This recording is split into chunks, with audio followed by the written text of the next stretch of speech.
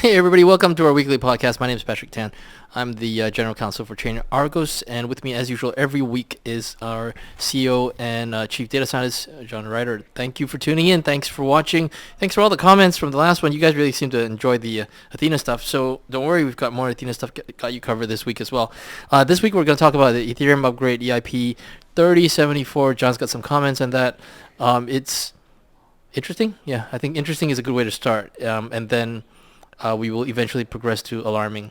So then we'll talk about Uniswap's Wells notice. That's interesting as well. And we'll talk about the Senate Banking Committee's hearing with regards to, Tether, crypto, and that sort of stuff. Finally, we'll do some data because you guys seem to enjoy the data. Again, we'll look at Athena and we'll see, how you can use our system to sort of build some dashboards or looks for yourself if you're looking to trade this token. So you guys seem to enjoy that. Sure, why not? Let's take a look. So, John, tell me a little bit about this Ethereum upgrade EIP 3074. So this is a very old upgrade proposal. Sure. 2020. In a nutshell, what's it about? Yeah. So so it's going to be included now in the next proper system upgrade. Okay. Whose name escapes me now, but we just finished Denkun, the next one after that. So this is to allow what they're calling invoker, so more delegation of function calls. So a way for you to delegate to a different address, contract the ability to act on your assets. This is intended part of the general account abstraction, making the user interface experience cleaner for things. The problem, as has been raised by security audits repeatedly over several years, is that the way the system works, I delegate authority over my account to what's known as an invoker, something that can then call code on my assets, and that thing now has the ability to do stuff with my assets, and there's no way to revoke that delegation. That's a little bit imprecise, but close enough to the way this works. So you essentially say to some guy over there, oh, you now have control of my assets. Enjoy yourself. You can see how this removes multi-signature, having to do several signatures in a row for certain types of interactions, and it simplifies lots of workflows by just saying, my wallet can be managed by you. Have a good time.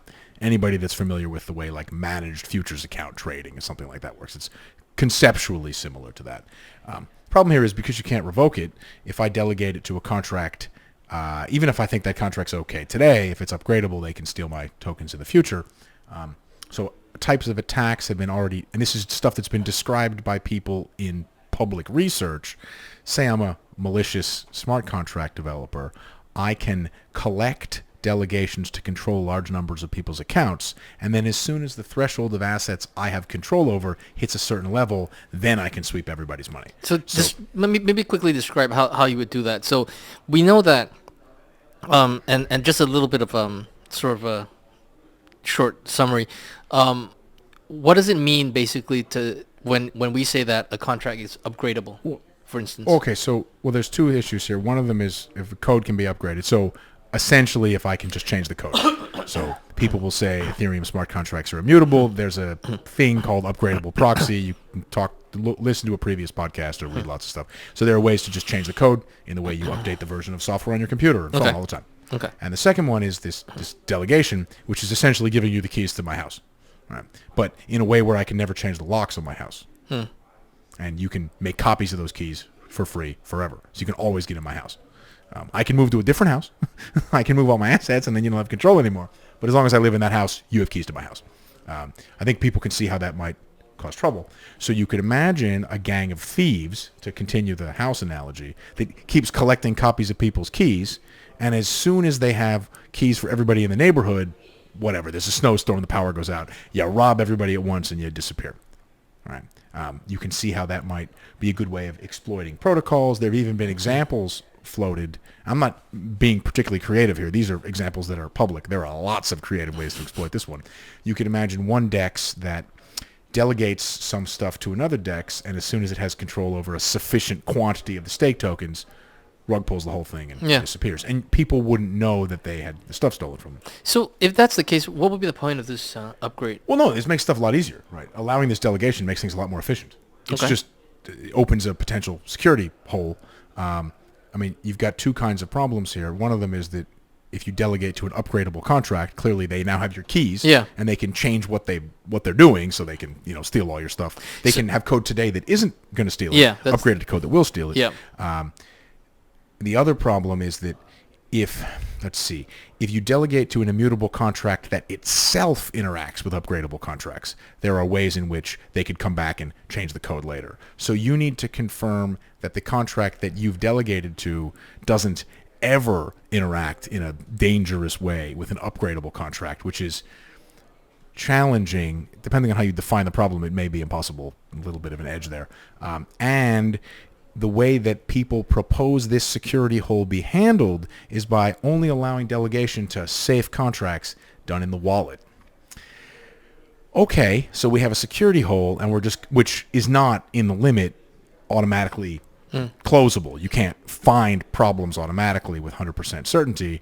We're going to delegate that fuzzy risk management problem to wallet providers, some of whom are closed source. So any of the closed source wallet providers out there, and this has come up repeatedly, if closed source wallet providers promise you that they will protect you from this problem, and this problem sneaks through, one could argue those people are now on the hook for your assets having been stolen because they've promised to protect you. Open source is different. Yeah. And I'd also like to point out yet again that many major wallet providers are built on an open source SDK, but are not open source wallets, so you don't know.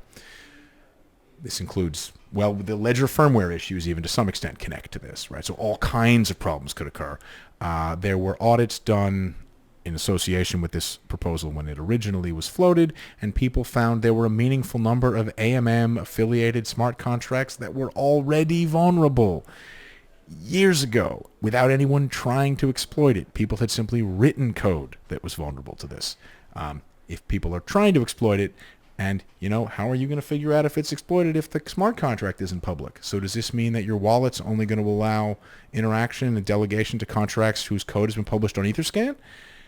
Exactly what kind of permissionless system are we running here, and how much responsibility are these gatekeepers now taking? Yeah. Right? What you're starting to see is a bunch of people who are going to have to act as custodial, basically, gatekeepers. I mean, if I'm preventing you from interacting with an address because I say it's not safe, in my closed source program, clearly I can block transactions, so I have at least some amount of control over your assets. Right? We're pretty close at this point.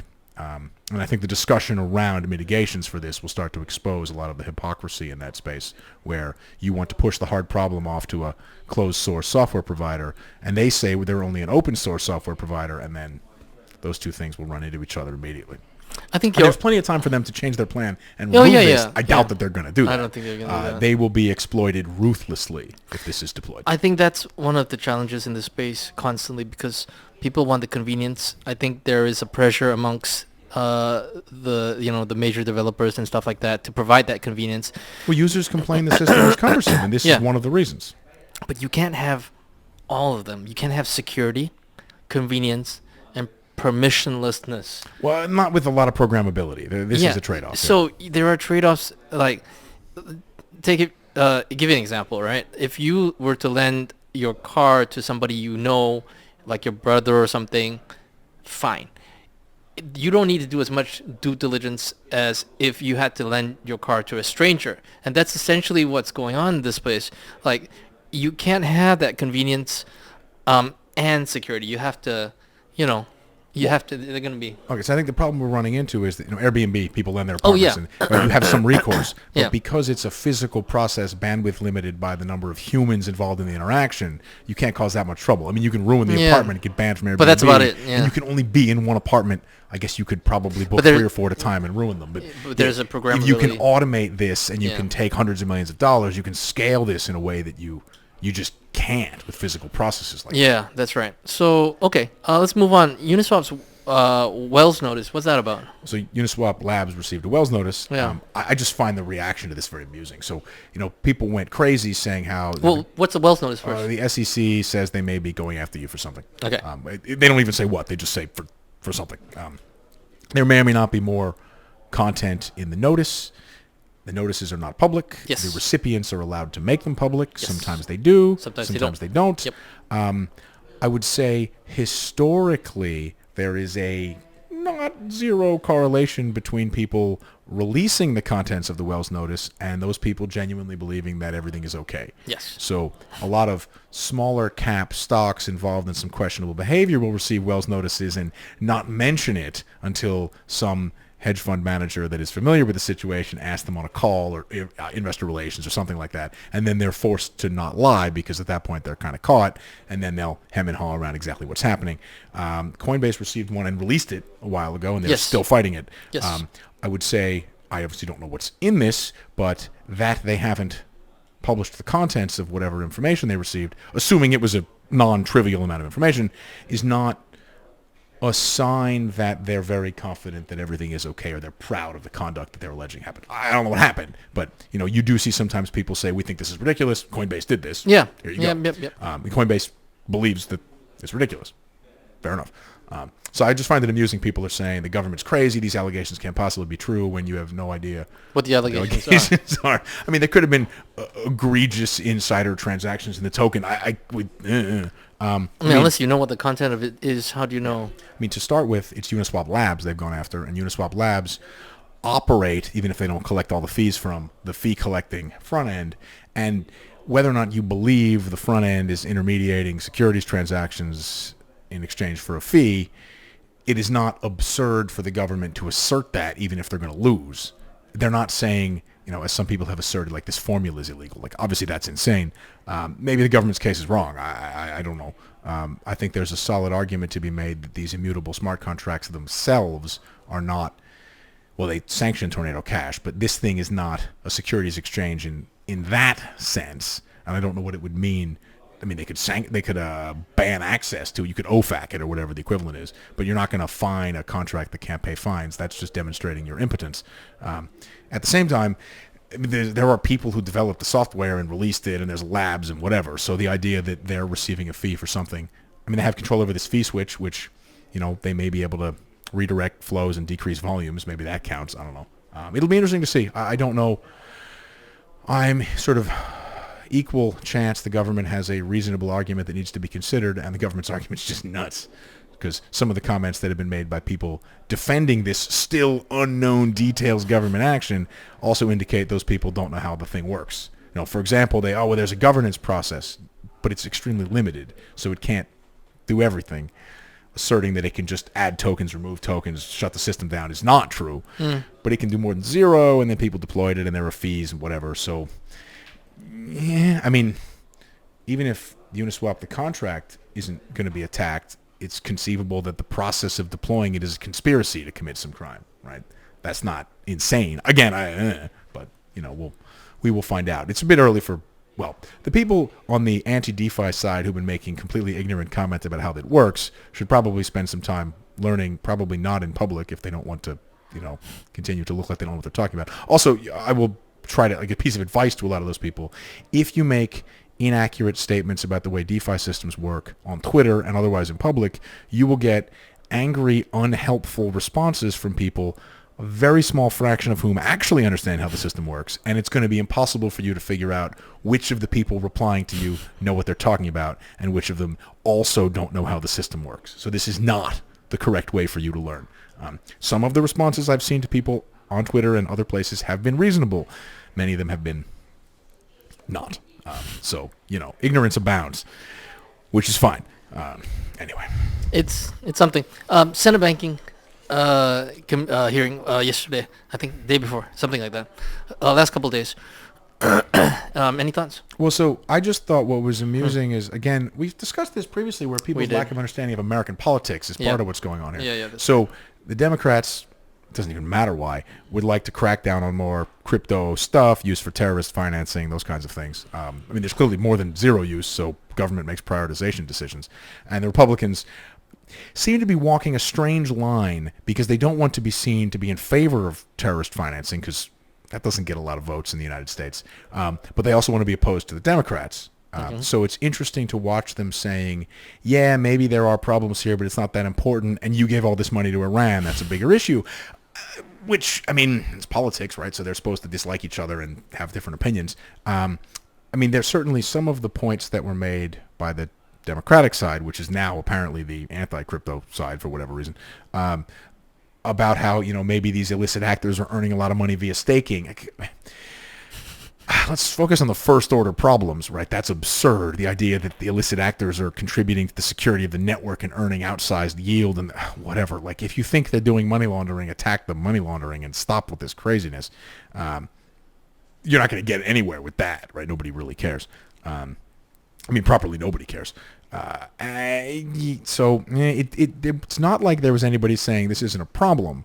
There were just people saying this isn't particularly important and you did things that are worse, which is standard politics. I suspect that there will be continued action there because if you can get your opponent to make a statement that can be portrayed as in favor of terrorist financing or whatever bad group, this is speaking as a politician trying to get elected, well, that's a pretty good ad you can then run against them. So some of this is probably one side trying to goad the other into making a statement like that, and then similarly, Republicans trying to goad these people into making overbroad statements, mistakes, trying to seize people's money, whatever. And a lot of American politics is about getting your opponent to say something stupid and then playing it over and over and over on television. Okay, per the earlier comment about ignorance abounds, I think you can get these people to make mistakes in television. TLDR, I wouldn't put too much stock into it. Any of the things that were said, whether it be the members on the committee or the people that they brought before the committee to pass comments.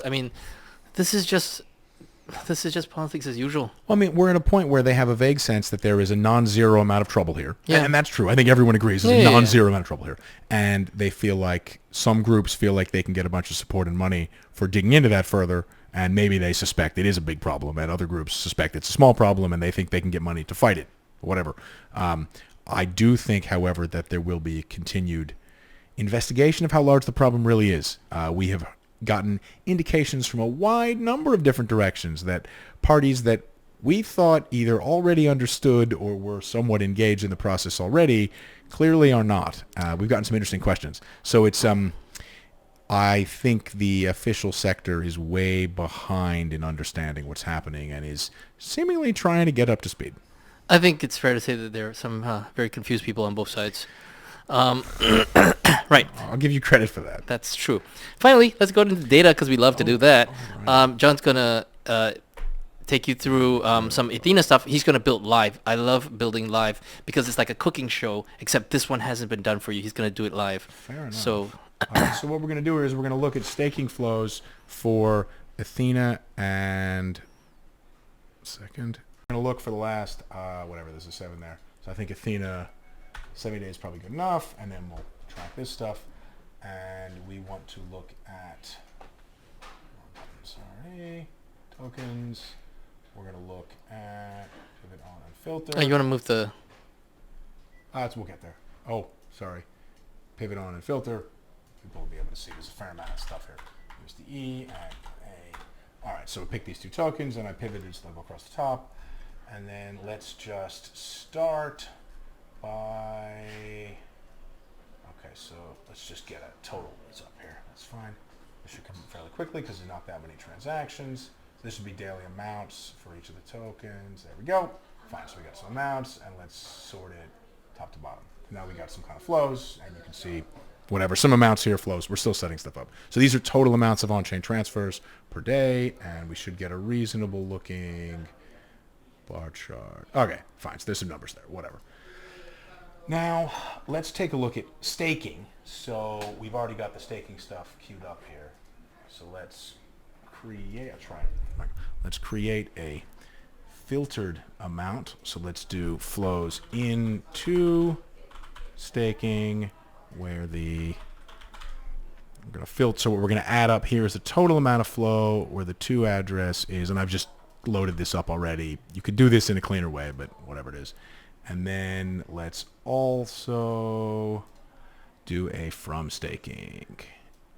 So now we're going to be able to get flows in the other direction. What we're going to do is we're going to add these up, and then we're going to set up some totals. So we're going to get some nice charts of how this stuff works. There are cleaner, quicker ways to do this, but this will double up as a demo, such as it is. Okay, that'll run in a second. So what we're going to see here, there you go. And we look at ENA is only, very recent. I think there actually aren't any withdrawals. There are no withdrawals in 2 staking. And then if we look at USDe staking, you see, there's withdrawals. There's more deposits than withdrawals. We'll be able to get totals, but, that's getting somewhere. And in fact, the first thing we might want to do is create a net amount. So we want to find amount per day that's going in there. And the most instructive way to do that is to do a table calculation. So we're going to get the net, and the net will be in 2 staking minus from staking. Boom. There we go. Save. You can build whatever formula you want. So now we will see probably some positive and negative numbers. Oh, it's it's 2 negative days, nothing too huge. Fair enough. We can just remove these. So then we got net amounts. That's daily net amounts, not cumulative. You can save this template, whatever it is, that's fine. And then let's construct a running column total. All right, so now we've got in and out amounts of each of them, cumulative. Beautiful. Nice. Right? That's pretty well set up. And just to make this thing a little bit more attractive, what do I want to do here? I want to move the running total to the right side because it's a bigger number. Fine. That is a reasonably good perspective on what's going on here. All right, so let's drop these. Fair enough. And then we just look at USDe. So we can see here, it's USDe staking. There was a big kick at the front, and then it's been pretty smooth there, tapering off. The rate of increase is dropping because the total's higher, whatever. And then Ethena staking is a more recent phenomenon where that's just started a couple days ago, so I guess we'll find out what happens. So interesting. If you wanted to look at more granular, you could run the table with a narrower collection of time, whatever the rest of it would be. Interesting to see how that goes. I don't know.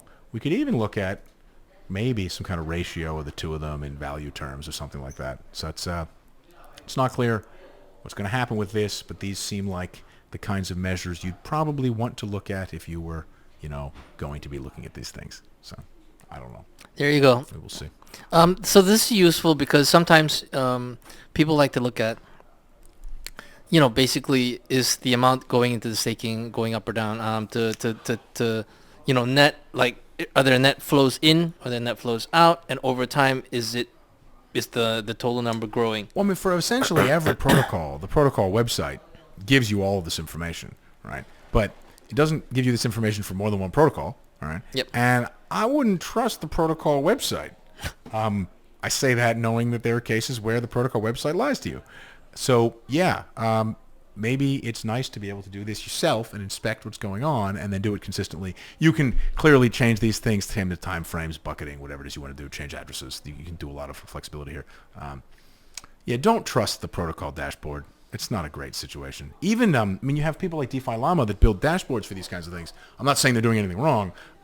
If you don't like the measures that are there, or you want to do them somewhat differently, I don't understand why people haven't made this more flexible already. But there you go. And on that note, thanks for tuning in. Thanks for comments, likes, and subscribes. We appreciate when you do that. It helps the algorithm, helps us to keep doing all these videos. And we will see you again next week. Next week, we got a surprise for you. I'm not going to tell you what it is.